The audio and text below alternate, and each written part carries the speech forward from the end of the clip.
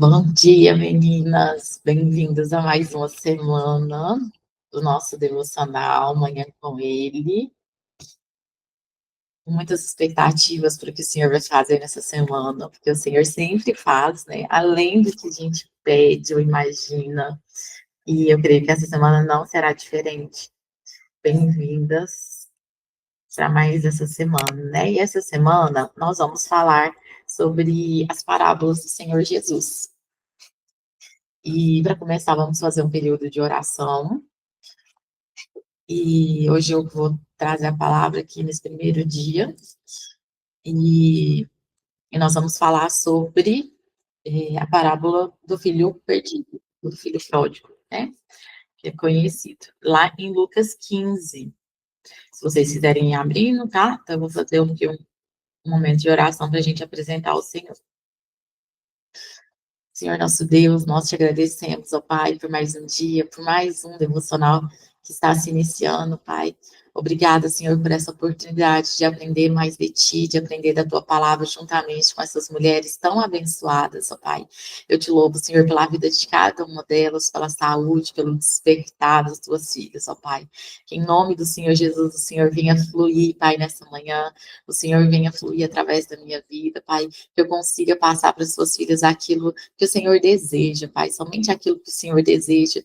Em nome de Jesus, que o Senhor venha tocar a cada coração, tocar a cada vida, e a minha também, Pai. Continue falando, Senhor, ao meu coração, falando, Senhor, meu Deus, com cada uma, Senhor, meu Deus, que está aqui ao vivo, Senhor, meu Deus, e aquelas que vão assistir depois também, Pai. Toca na vida delas e fala ao coração de cada uma. Pai, eu te peço que todo levante do inimigo, distração, Pai, setas, seja caída por terra agora, em nome do Senhor Jesus, Pai. Que só o Senhor, Pai, venha fluir, só a tua presença, Pai, em nome de Jesus. Amém. Amém. Então, lá em Lucas 15, do 11 ao 31. Já vou começar aqui a leitura, tá? Lucas 15, 11 ao 31. Diz assim: Jesus continuou. Um homem tinha 2 filhos. O mais novo disse ao seu pai: Pai, quero a minha parte da herança. Assim ele repartiu sua propriedade entre eles. Não muito tempo depois, o filho mais novo reuniu tudo o que tinha e foi para uma região distante. E lá desperdiçou seus bens, vivendo irresponsavelmente. Depois de ter gastado tudo, houve uma grande fome em toda aquela região, e ele começou a passar necessidade. Por isso foi empregar-se com um dos cidadãos daquela região, que o mandou para o seu campo a fim de cuidar de porcos. Ele desejava encher o estômago com as vagens de alfarrobeira que os porcos comiam, mas ninguém lhe dava nada. Caindo em si, ele disse: Quantos dos empregados de meu pai têm comida de sobra, e eu aqui morrendo de fome? Eu me porei a caminho e voltarei para o meu pai, e lhe direi: Pai, pequei contra o céu e contra ti. Não sou mais digno de ser chamado teu filho. Trata-me como um dos teus empregados. A seguir, levantou-se e foi para seu pai. Estando ainda longe, seu pai o viu e, cheio de compaixão, correu para o seu filho e o abraçou e beijou. O filho lhe disse: Pai, pequei contra o céu e contra ti. Não sou digno de ser chamado teu filho.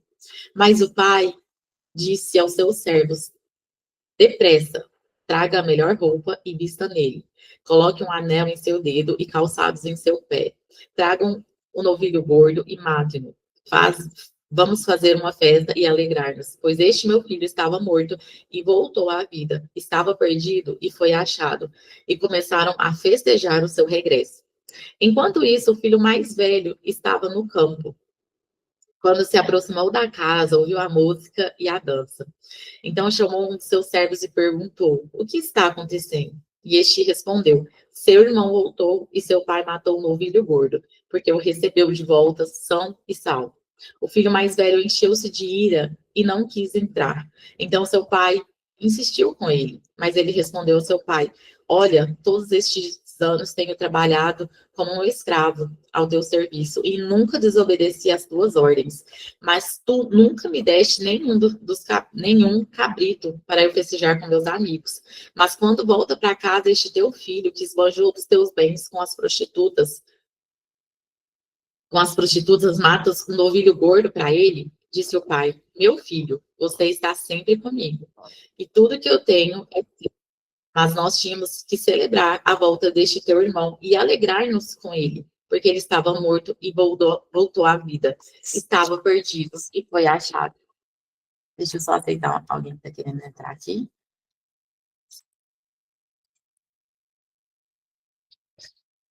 Amém. Então, até aqui, essa parábola. Então, só para contextualizar aqui, meninas, deixa eu só pegar aqui meu celular, tem umas anotações. Só para contextualizar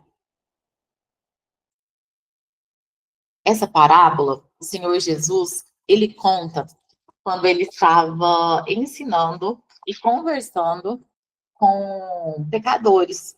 Ele estava ensinando ali a pecadores e a publicanos, né, pessoas que eram desprezadas pela sociedade religiosa daquela época. Então, os fariseus, os escribas, que começaram a criticar Jesus por aquela atitude, ele está ali conversando e ensinando para aquele povo pecador. Então, eles falam, né? Este homem recebe e come com eles, lá em Lucas 15, 2. E aí, o Senhor Jesus, em resposta a essa crítica, ele conta três parábolas, né?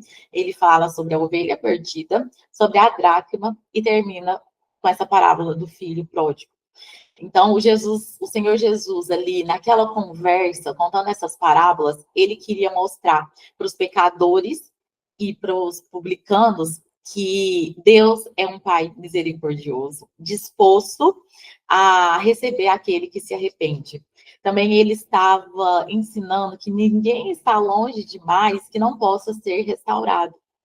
E para aquele povo, ao mesmo tempo, para aqueles fariseus que estavam criticando, ele queria ensinar que aquele irmão mais velho representava eles, que eram orgulhosos, que não queriam compreender, né? Aquele irmão não queria, o irmão mais velho não queria compreender a graça e o perdão do pai, né, que teve por aquele filho mais novo.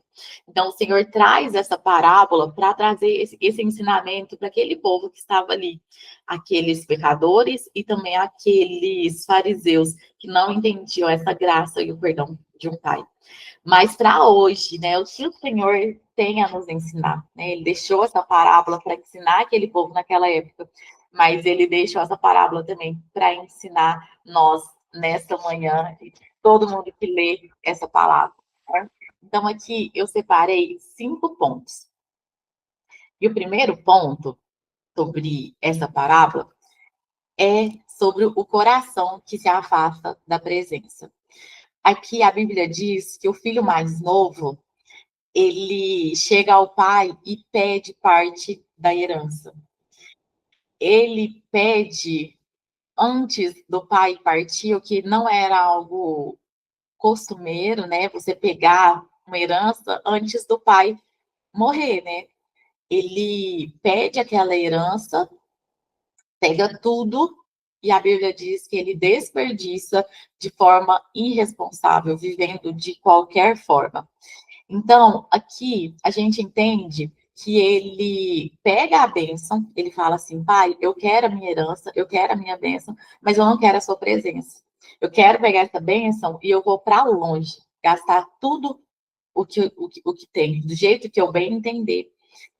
E esse primeiro ponto é para a gente refletir. Quantas vezes nós agimos como esse filho? A gente pede, vai para a presença, pede a bênção, clama por um milagre, e aí quando a gente recebe essa bênção, a gente se afasta da presença de Deus.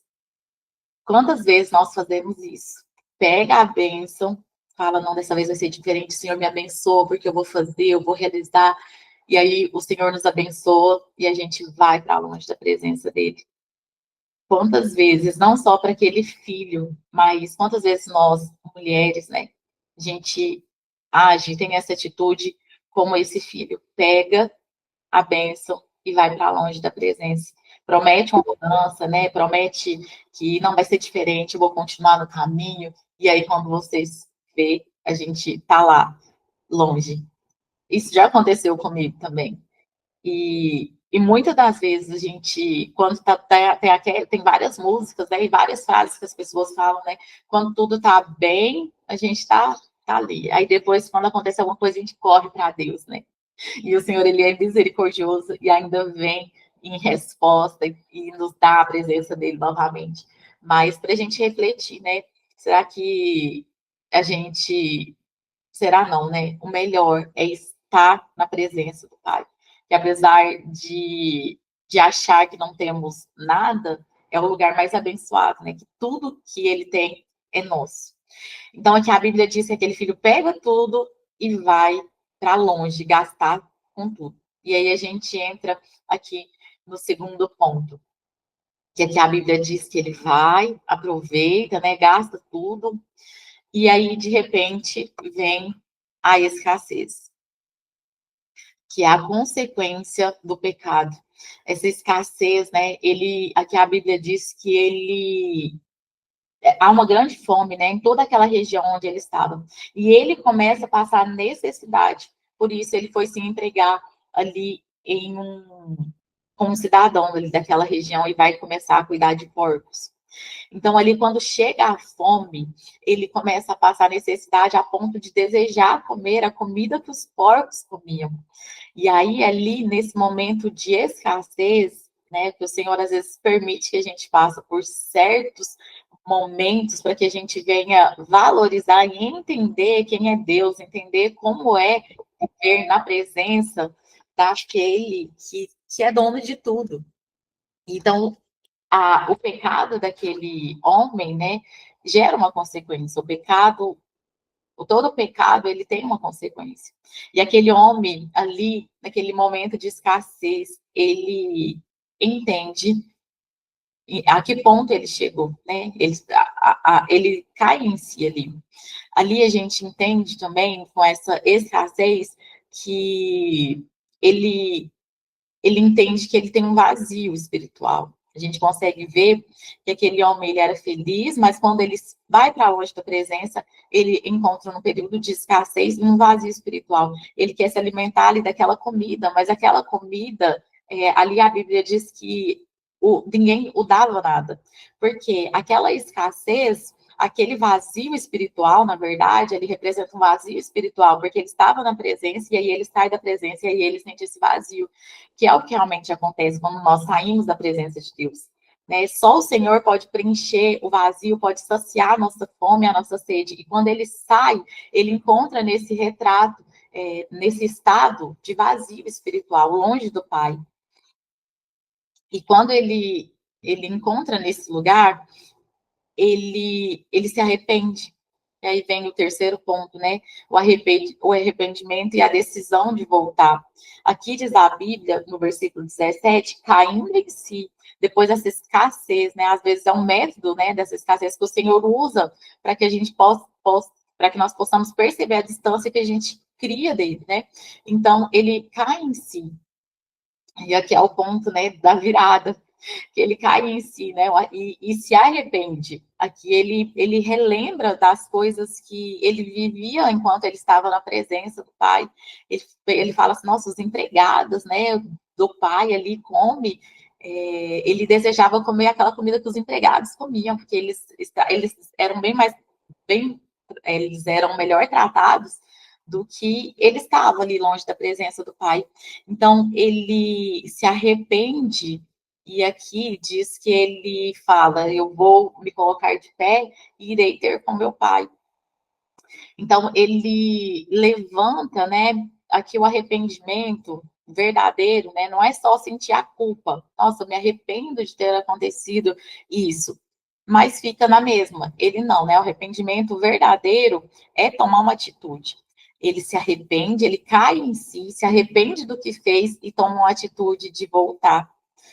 O arrependimento genuíno, verdadeiro, é esse, é onde a gente tem uma mudança de atitude. Não adianta só cair em si, né? O que muitas das vezes nós fazemos, né? Olha, eu sei o que é errado, mas continua no mesmo lugar.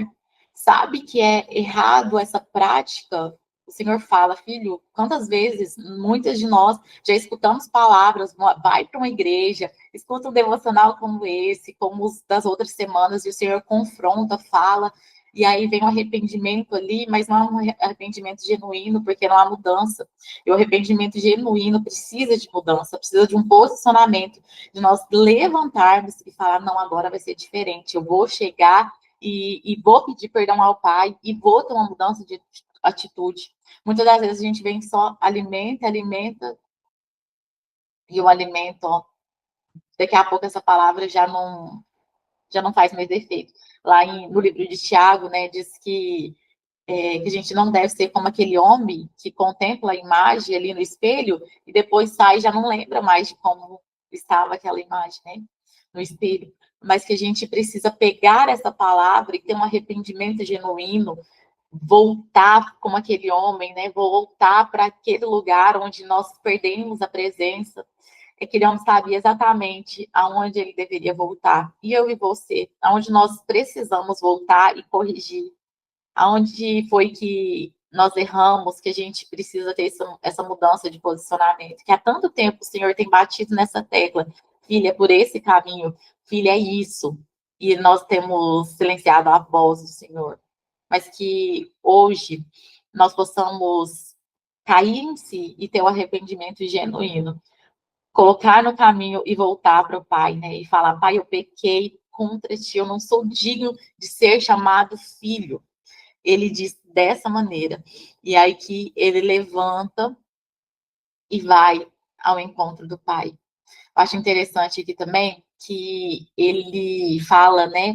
Eu vou e eu quero, né, nem que seja empregado, eu quero ser do Pai a qualquer custo. Ele quer voltar para essa presença. Esse lugar era tão horrível. Ele reconheceu que era tão desprezível aquele lugar onde ele estava, que ele anseia, né, por estar na presença do Pai. Aqui a gente vê também, né, aquela frase que todo mundo fala, a gente só dá valor quando perde, né? O filho precisou perder a presença para valorizar essa presença grandiosa do pai. E aí ele vê que só tinha sentido, né? A vida só tinha sentido ali naquele lugar. E nós que experimentamos essa graça, essa presença, né? Às vezes tá difícil, mas a gente sabe que é o melhor lugar, não existe outro lugar. Eu me lembro que quando eu me converti, irmãos, bem assim no comecinho, eu já comecei a namorar com o Edson, né? Então ele já era convertido há muito tempo, então eu aprendi muito com ele. Mas teve uma época que eu gostava muito de show, na época tinha escopete aqui, e aí eu peguei e fui experimentar um pouquinho aqui, igual o filho pródigo, né? Saí um pouquinho. Na verdade, assim, eu não me desviei, mas eu falei assim, eu quero ir nesse ambiente, né? Eu já tinha me convertido, eu falei, eu quero voltar ali nesse ambiente antes. E aí eu fui nesse ambiente, né? Tava tendo um show do cantor que eu gostava muito.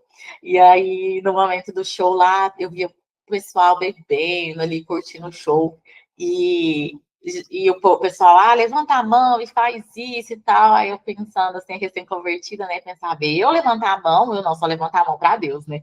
E não sei o quê, pula e tal. Eu falei, não, eu só pulo para Deus. Aí eu caí em mim, caí, né? Igual esse filho pródigo, caí em mim, assim, falei, opa, aqui não, realmente não é o meu lugar, né? Já não pertenço mais aqui.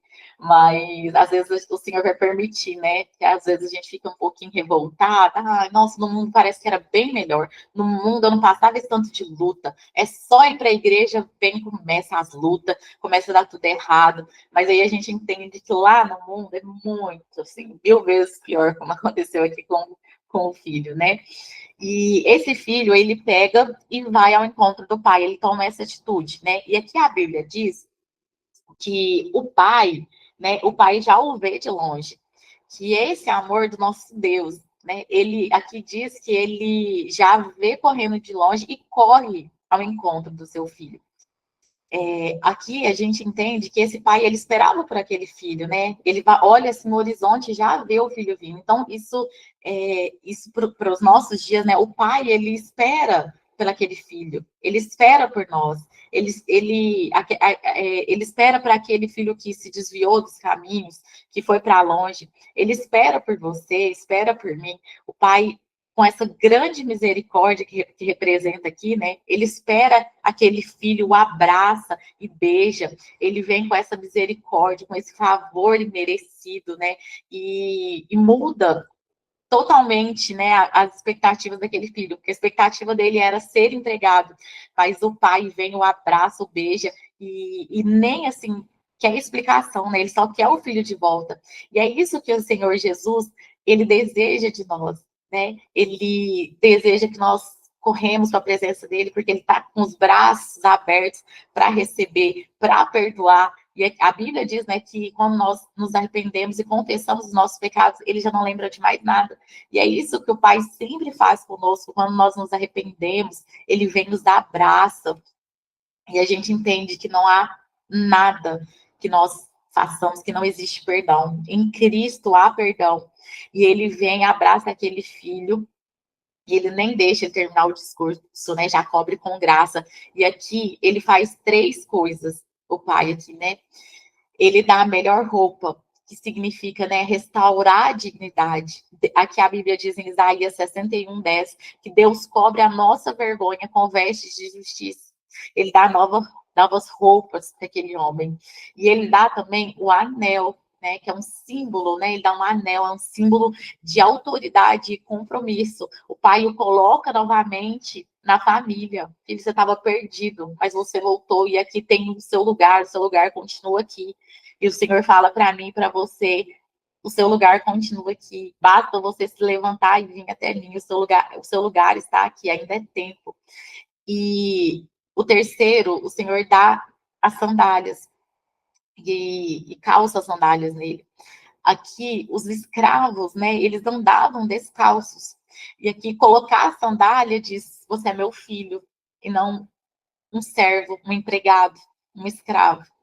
O Senhor faz novo, né, novas vestes, nova aliança e novos calçados. O filho imaginava que ele ia ser um empregado, mas Deus tinha além. O Senhor sempre faz além do que pedimos ou imaginamos. E e para finalizar aqui, esse ponto que não dá para a gente falar, né? É que ele faz uma festa, ele celebra, mas tem o filho mais velho. Então, o pai faz uma festa, né? Porque ele diz, né? O meu filho estava morto, mas reviveu. E aí vem o irmão mais velho, né? Que estando em casa também estava perdido. Quantas ministrações, né? Nós já ouvimos quem é cristã e já ouviu sobre essa parábola, né? Fica até difícil falar porque para muitas de nós, é um alimento que já recebeu tantas vezes, né? Mas a gente não pode deixar de falar desse filho mais velho que ele estava dentro de casa e estava perdido, né? Eles falam que tem alguns pastores que eu já vi pregação que fala que o filho mais novo, ele sai e se perde, e o filho mais velho, ele está dentro e se perde da presença, né? Porque aqui, além de não entender essa graça, esse amor grandioso do pai receber o filho, ele fica nervoso, né? Fica nervoso e fala, né? Quanto tempo eu estou aqui na tua presença e você nunca matou um cabrito, nunca fez nada por mim. Aí o pai tem que lembrar ele, tudo que é meu é teu.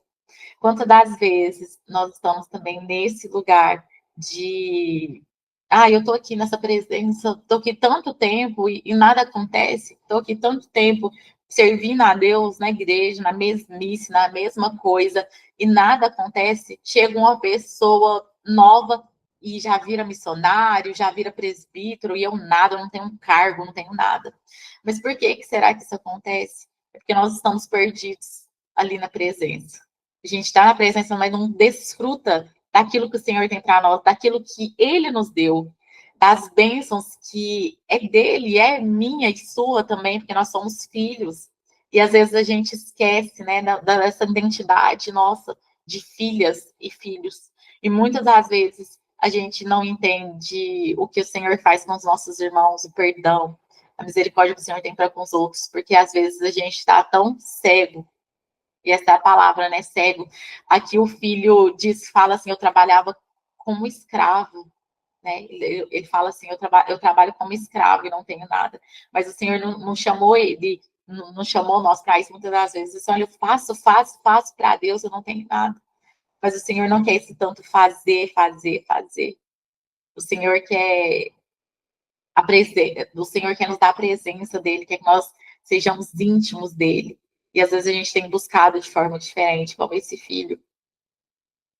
Então, para finalizar aqui, eu já falei, né, da distância, né, que o filho que foi embora se perdeu e o filho que permaneceu, mas estava perdido dentro de casa.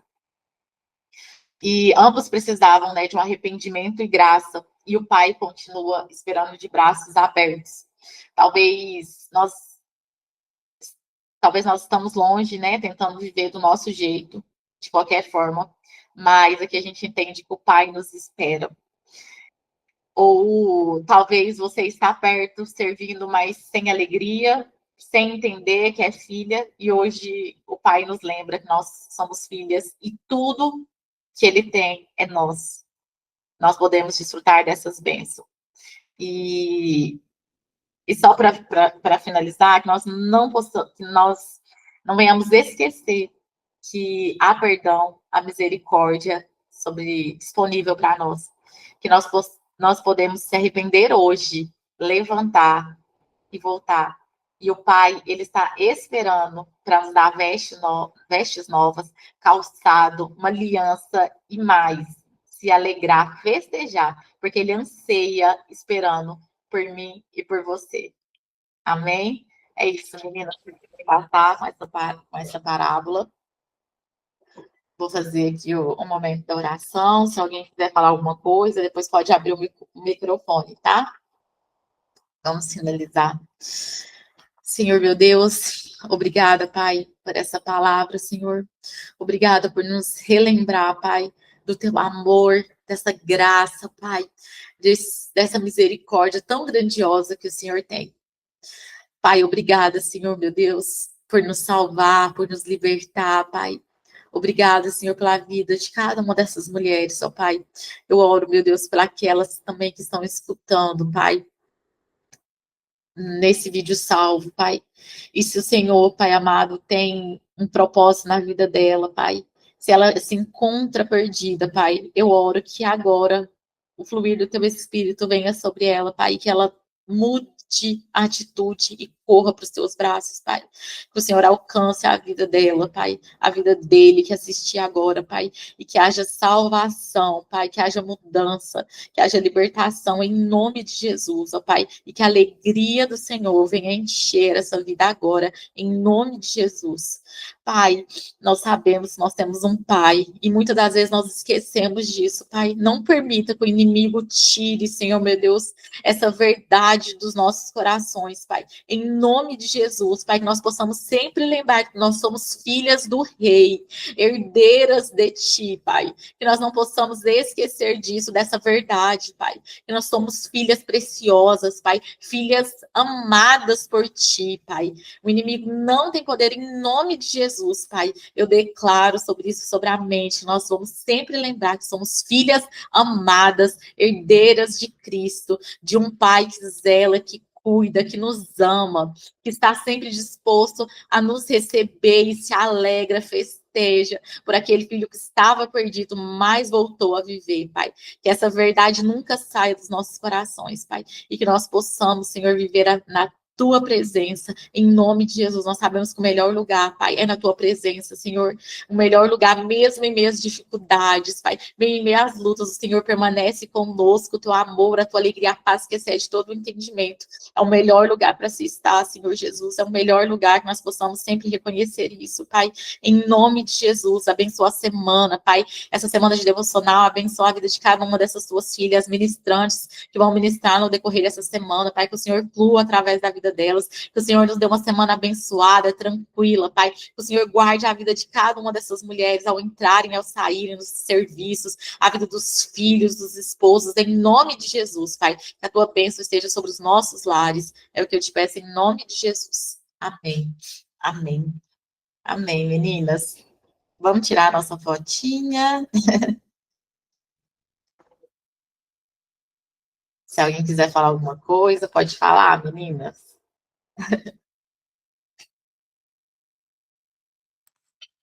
Vou colocar minha caneca, gente. Vocês viram que eu Uma caneca personalizada, ó, amanhã com ele.